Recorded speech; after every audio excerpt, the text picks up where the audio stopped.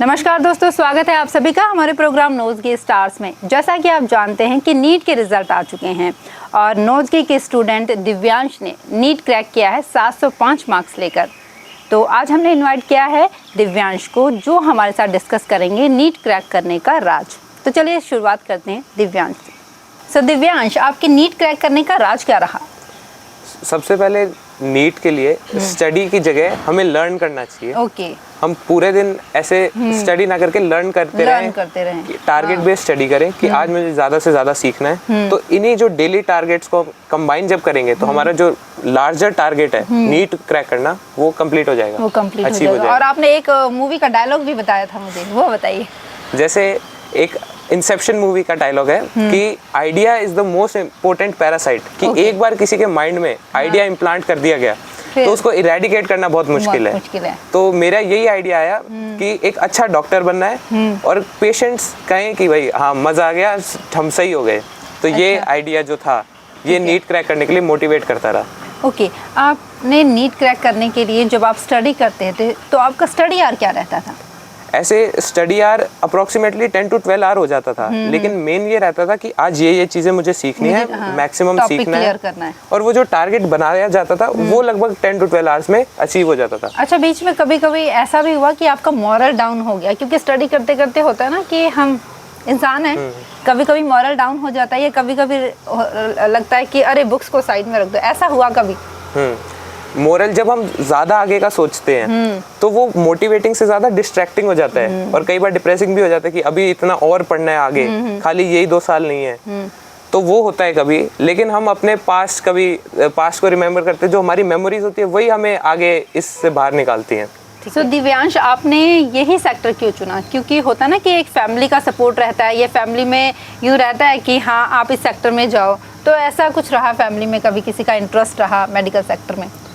मेरे पापा हैं, वो डेवलपमेंट ऑफिसर है LIC में। ओके। लेकिन वो भी मेडिकल एस्पिरेंट हैं। हाँ। तो हम जब लंच हो रहा होता था तो उनको वो सारी चीज़ें याद रहती थी बायो की। वो ऐसे क्वेश्चंस पुट आउट करते थे कि पोटैटो का साइंटिफिक नेम क्या है। तो वहाँ से एक इंटरेस्ट जनरेट हुआ कि हाँ बायो बढ़िया चीज़ है, ये हमें खुद के बारे में जानने को मिलता है। बहुत सारे साइंटिफिक नेम हमको अभी याद नहीं रहते हैं, लेकिन ये है कि हाँ फैमिली में अगर कोई पूछता है तो वो याद रह मतलब वो वर्बली हो जाता है, तो वो हमें इंटरेस्टिंग लगता है। तो इस तरह से। अच्छा, आपका नोज़गे में आपने एडमिशन कब लिया? 3rd क्लास से मैं नोज़गे में ही हूँ। 3rd क्लास से अभी तक। सो दिव्यांश, आपको नोज़गे ने किस तरह से बूस्ट किया? किसी टीचर का स्पेशल सपोर्ट रहा आपको? सबसे पहले तो नोज़गे के जो शो रनर है हमारे MD सर हैं, सुदन सर। तो नोज़गे का उन्होंने स्ट्रक्चर ही ऐसा बनाया है कि हर क्वालिटी जो इनहेंस हो जाती है बच्चे की।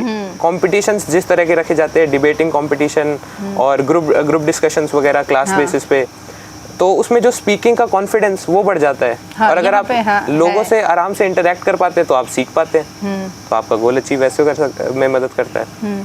तो यही सब होता है। और जो इन्वायरमेंट है नोज़गे का, वो एकदम हल्का सा कॉम्पिटिटिवली लाइट कॉम्पिटिशन होता है जिसमें सब डेवलप करते हैं कि कट थ्रोट कंपटीशन वगैरह वाली बातें नहीं रहती। अच्छा, आपने नोज़गे में कोई एक्स्ट्रा एक्टिविटीज में पार्टिसिपेट किया है? नोज़गे के अंदर काफ़ी सारी एक्स्ट्रा एक्टिविटीज़ रही, जैसे ये कंपटीशन वगैरह, लेकिन कुछ ओलंपियाड्स वगैरह में भी पार्ट लिया था। जैसे एक स्टेट टैलेंट सर्च एग्जाम था, STSC 10th क्लास के अंदर होता है वो। तो उसके अंदर मेरी 2nd रैंक आई थी, स्टेट रैंक। अच्छा, मतलब स्टार्टिंग से इंटेलिजेंट रहे हो। हाँ। हाँ। और उसके अंदर ऐसे भी नहीं रहता कि आपको कोई आप सेलेक्टेड सब्जेक्ट्स आते हैं, उसके अंदर सारे सब्जेक्ट्स आते हैं। इंग्लिश हो गया, SST हो गया, मैथ्स, मेंटल एबिलिटी, साइंस, वो ओवरऑल पेपर था। तो उसमें 176 आउट ऑफ 180 थे। तो इसका मतलब ये प्रूफ है कि नोज़गे ओवरऑल डेवलपमेंट में मदद करता है। फिर यहाँ पर नोज़गे में आपको किसने सपोर्ट किया? हम जो जितने भी क्लास टीचर रहे 3rd क्लास से 12th क्लास तक, सभी क्लास टीचर बहुत सपोर्टिंग थे। एकेडमिकली नहीं, एकेडमिक तो कोई भी कर लेता है, लेकिन वो जो मॉरल गाइडेंस थी और जो मतलब प्रॉब्लम आने पर सॉल्यूशन बताते थे, वो टीचर थे। सभी टीचर उसी तरह के थे। स्पेशली 9th से मोनिका मैम हमें बायो पढ़ाते थे, तो 9th 10th 11th 12th वही थे बायो के टीचर। उनका भी काफी सपोर्ट रहा कि कई बार बच्चे सोचते हैं नीट की तैयारी में बोर्ड नेग्लेक्ट हो जाता है, लेकिन नोज़गे का ये सबसे बड़ा रहा कि बोर्ड के अंदर उनका सपोर्ट बहुत अच्छा रहा मेरे साथ। तो मेरा फोकस नीट पर ही रहा और मेरा बोर्ड भी अच्छा गया। मतलब स्टार्टिंग से आपके माइंड में आपने एक गोल सेटअप कर रखा था कि मुझे नीट करना है। अभी आपका MBBS के लिए कौन से कॉलेज का प्रेफरेंस रहेगा? मेरा प्रेफरेंस कोई सेंटर ऑपरेटेड कॉलेज होना चाहिए। तो एम्स है हमारे पास, एम्स कॉलेजेस, उनके फैसिलिटीज वगैरह, पढ़ाई तो देखो सब में टॉप 25 कॉलेजेस लगभग सेम है, लेकिन वही इन्वायरमेंट की बात आ जाती है, इक्विपमेंट, जो पेशेंट हमारे पास आते हैं तो सीखने को ज़्यादा मिलता है उन कॉलेजेस में। तो अब आगे क्या आपका क्या गोल है? गोल वही रहेगा जो अब तक था, ज़्यादा से ज़्यादा सीखना है, अच्छे से अच्छा डॉक्टर बनना है। जो सारी इन्फॉर्मेशन है ह्यूमन बॉडी के बारे में, कैसे वर्क करती है, कैसे हमें उसमें प्रॉब्लम आ सकती है, कैसे ठीक कर सकते हैं, जो भी पेशेंट को ठीक करने में इन्फॉर्मेशन चाहिए वो हम सीखते रहेंगे। ठीक है। मम्मा पापा का क्या रोल रहा है अभी तक नीट क्लियर करने में?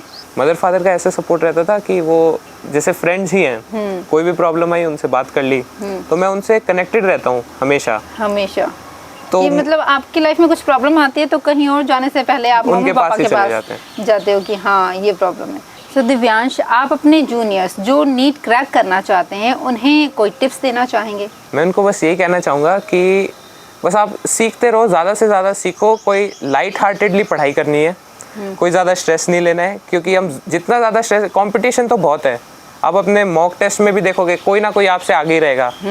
तो वर्ल्ड में आप देखोगे कुछ लोग आपसे आगे होंगे, कुछ पीछे होंगे। तो इससे ना तो खुद को ज़्यादा प्राउड करने की ज़रूरत है कि मैं इतना आगे हूँ, और ना खुद को ज़्यादा डिमोटिवेटेड समझने की ज़रूरत है कि मैं इतना पीछे हूँ। सबकी कहीं ना कहीं प्लेस है, तो आप बस अपनी उस प्लेस को थोड़ा थोड़ा करके रोज़ आगे बढ़ाते जाओ। तो ये थे हमारे साथ दिव्यांश जिन्होंने नीट क्रैक किया है, और इसी तरह के और भी नोज़गे के सितारों से हम आपको मिलवाते रहेंगे। तब तक देखते रहिए नोज़गे स्टार्स। धन्यवाद।